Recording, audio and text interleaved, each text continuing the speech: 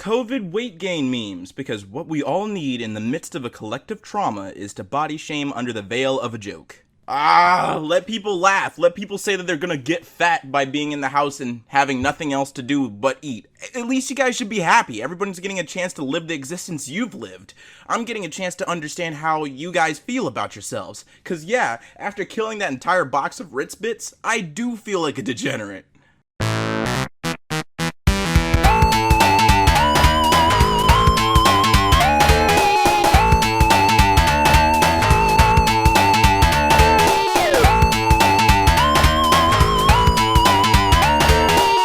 You know, life would be pretty boring without emotional eating. Yeah, it really takes the spice out of life to not eat when I'm sad. What? The fact that you think that you eating while you're sad, happy, or manic is a good thing goes to show that your entire, mental state and eating habits are inherently broken, and you need to talk to somebody about that. Yeah, my life's been pretty amazing, and other people's lives have been pretty amazing, and I have never, ever emotionally ate at any vulnerable time of my life. It's okay to rest, cry, eat your feelings, and have bad days. Eating your feelings is perfectly okay. Oh my god. It sure is until you're 450 pounds. Do these women know any other ways to deal with their emotions? You do know that you can talk to somebody, right? You could maybe play a video game, or maybe read a book, or get your mind off of it. You don't have to go into the pantry and go ham. You realize you have other options. Seriously, what is their deal? What's the fad? I don't understand what's positive or cool or quirky to have emotional eating as a part of your personality. That's not cool, that's sad. When you talk about your diet at work, you, oh god, here it comes, risk triggering eating disorders, put the jobs and health of fat colleagues in danger by contributing to and perpetuating weight stigma, and then you bore the ever-loving bejesus out of everyone around you. Wow, 3 whole bullet points of bull. Bullet point numero uno, risking triggering eating disorders. Really? By talking about dieting? No. I seriously do not believe that talking about your diet triggers anyone except people like you who don't like to hear other people work out and finding different ways to better themselves. Point number 2, put the jobs and health of fat colleagues in danger and contributing to a perpetuating weight stigma. No. Seriously, how do words put you in danger? How are the words coming out of my mouth and just attacking you? Are they flying through the screen like daggers, stabbing you? No, they're not. If anything, your danger is just your brain realizing that I'm right and how you've messed up your life by eating nothing but Hostess cupcakes. And you're correct, there certainly is a stigma against weight, just like how there's a stigma against STDs. And the last point isn't really worth a response because it's really just you saying that you're bored when people talk about how they like to lose weight and how they like to diet. You're bored because you have no interest in changing your life and you're upset that they have an interest in changing theirs. Retweet, high BMI is currently being used to exclude people from ventilator treatment due to the shortage. I predict that in a year, doctors point to higher death rate for fat people from COVID. You see? I told you so, but they are literally causing it now. Oh god, it gets worse. This is why people think being fat means you die from being fat. Fat people get ignored by medical establishment, and then we die from being unprioritized, regardless of other health factors. We get stuff like this. I don't realize this post has been shared almost 2,000 times. Hey there, buy my book. Oh god, Now I searched this up because this seems really interesting. If, obese individuals were actually being excluded from ventilator treatment or not being able to have a ventilator as quickly as normal built people or just regular younger people.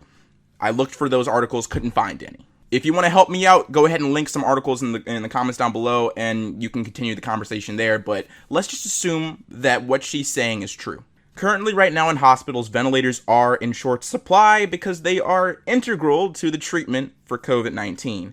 And unfortunately, hospitals and doctors have to make decisions between who has access to a ventilator. Is it going to be someone elderly who has a couple more years of life left? Or is it going to be someone who's younger? Is it going to be somebody who has a normal BMI or somebody who is obese who already has a risk factor for multiple different diseases that they're most certainly going to get after they survive their COVID-19 treatment? So doctors and hospitals have to make sure to give equipment to those who have the highest chance of living after treatment. Obese and overweight individuals simply do not have that outlook, and I'm not going to hold that decision against the hospitals or doctors right now because simply that's not what they need to hear. So you guys being upset that your choices before this pandemic are the reason why you don't have access to ventilators, and you're getting upset because they're in short supply and that they're being given to people who have the ability to survive after their treatment, doesn't make any sense to me. Serious medical treatments were already out of your hands before the pandemic. Doctors have the right to say no if they think that you're going to die anyway after they do a surgery or a specific medicinal treatment plan. Your body is the reason why you were locked out of those treatments. Talking about your diet to someone in a bigger body equals, here are all the ways I'm trying to avoid. Think about the message that it sends. Stop talking about your diet, other people's diets, or other people's bodies. Watch your vernacular. Shut the I can't believe it. They're finally cracking the code. Yes, when I'm talking to you about my diet, it's a very explicit, doublespeak. Because yes, I am terrified of looking like you. Your life sucks. Mine is amazing. Why would I want to look like you? Why through my own volition would I want to make myself unattractive or undesirable? I'm working hard to make myself as healthy as possible and as attractive as possible. Why would I ever want to diminish that? But in all seriousness, when someone is talking about their diet to you, they're not trying to just piss you off or, kind of flaunt in front of you. They're trying to share a bit of themselves with you. Like, hey, this is my journey. You should join me. You should, go to the gym with me. Let's, build a relationship with that, bettering each other's lives, all that stuff. People do that all the time. But, I guess no one wants to do that with you because you didn't get the hint. Thin privilege is every mask pattern being designed with your face in mind. I don't know what any of this means because it's about makeup, and I don't really know anything about makeup. So, doesn't makeup just fit your face? I don't know. Like, you put the stuff on your face. What do you mean mask pattern being designed with your face? I don't know. What? Can you girls in the chat tell me what's going on? A person is 83.5% heavier on the Earth than on the moon. This just shows weight doesn't matter. Smash the scale. Oh Lord, we've encountered a retard. Sweetie, what you're confused about is the difference between weight and mass. You weigh more on Earth simply because there's more gravity here. The force of gravity is pulling on you a lot stronger than that of the moon would. But guess what? You'll love this. There's one constant. Your mass. So yeah, you may weigh less on the moon, but you're still fat. Oh my god, skinny Adele, I love you just the way you were! Adele's weight loss has divided her fans, with some praising her for shedding a rumored 7 stone, and others feeling secretly disappointed. Oh man, this is what they're gonna do to Lizzo when she eventually loses all that weight. Mainstream media loves to prop up like obese women and say that this is the world accepting our bodies. No, you just sing well. That's all we care about, you still ugly. And just a quick note, I love how the world loves to make fun of the United States for, measuring stuff in inches and having cups and ounces and quarts and weighing stuff in pounds. But in Britain, y'all stacking stones. What's that about, huh? What's that? What's that? Discrimination. I got to work the other day, having been treated fairly strangely by my coworkers. It just seems like they have a problem with my size. People chuckle and smirk when I put my food in the microwave, refuse to move out of my way, and I swear I heard someone mimic my heavy breathing last week. So anyways, the other day I go sit down and I find there's a salad on my desk. What? I'm not even that big. I'm 5'11" and 4. Holy sh! We don't have to read any more into this, right? Someone puts a salad on her desk and she gets offended. Oh my god. I love my body. I'm sure you do, sweetie. And also you should figure out some of that paranoia because no one mimics heavy breathing or cares about you. No one cares. Obesity is a slur, not a health condition, and your food doesn't give you diabetes. You need to educate yourself. Irony! She changed my life because she was so skinny and pretty. Said no one ever. Yeah, because no one is that shallow. There's more to someone than their physical appearance. I just like to make jokes about you guys because all you guys like to talk about is how big and small you are. At the end of the day, you guys are your worst enemy. There's so much infighting in your community. No wonder you guys feel the need to, attack people for simply being skinny or attack people for not wanting to binge eat or emotionally eat. It really is funny because you go out of your way to body shame me for, losing my weight. And going out of my way to get bulk. You make fun of all my fans for doing the exact same thing. So if anything, you guys have become your own worst enemy. Hard pill to swallow. Eating healthy isn't expensive. Your idea of it is. You never actually tried to make it work, and you're too comfortable eating your current diet, and you have no immediate reason to change, so you just make assumptions. The desire to eradicate the existence of fat bodies can also be called eugenics. No, it's not eugenics. I would explain what eugenics is, but I think I've already done that in past videos, and I already know this video is going to get demonetized. And simply, I just want you guys to be able to watch the video, so instead of explaining something that almost certainly is going to get my video buried in the algorithm, I'm going to go ahead and go to the next post. I can't help but feel pretty disappointed when a famous actor has a really thin girlfriend or wife. Like, yeah, I know you're famous, but would it kill you to have a representative part of society? Probably. What is truly representative for you? They can't just be fat. They have to be fat, black, Muslim, trans, and vegan. And I don't even think I've checked all the boxes for intersectionality, so if anything, I want you guys to do it. I want you guys to share your most representative wife for this so-called actor. I'm really curious how creative you guys can get. Damn, I'm kind of getting fat. Isn't the joke supposed to be that it took you 21 days to realize you're fat, Bobby? Stop making fun of me! Seriously, that's how you guys sound when you respond to stuff like this. It's a meme! Laugh! It's a joke! It's supposed to be a funny, cause it's true. Everybody's in their house just eating food right now. You wanna know what's stopping me from gaining my extra little bit of fat back that I've lost in the past month? I have to bust out 40 push-ups every evening, including 50 sit-ups and much more. I do all of that to make sure I can not get fat, cause I've just been killing the fridge. Friendly reminder that the only reason you perceive your body as bad or wrong is a bunch of old white dudes decided there was a right way to have a body. Girl, be proud of every part of you. Don't let them win. Yeah, damn white people in there. Hold on. Medical science.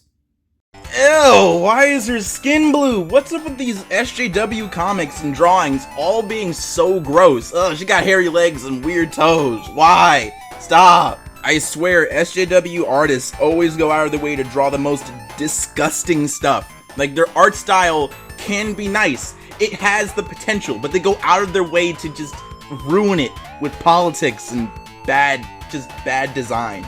Now is not the time for a diet.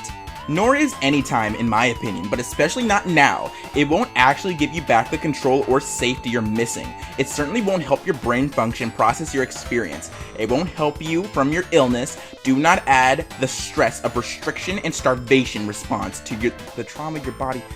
Oh god. The subreddit's been like this for weeks now. A bunch of people coming out and saying that they're going out of their way to just do a couple push-ups at home, a couple sit-ups, and maybe just jogging around their house is just throwing these people off. They hate to see how normal people can just pick up a weight and lift it and curl it. It's not that hard, and we're proving it to them, and they don't like that. They really, really dislike that.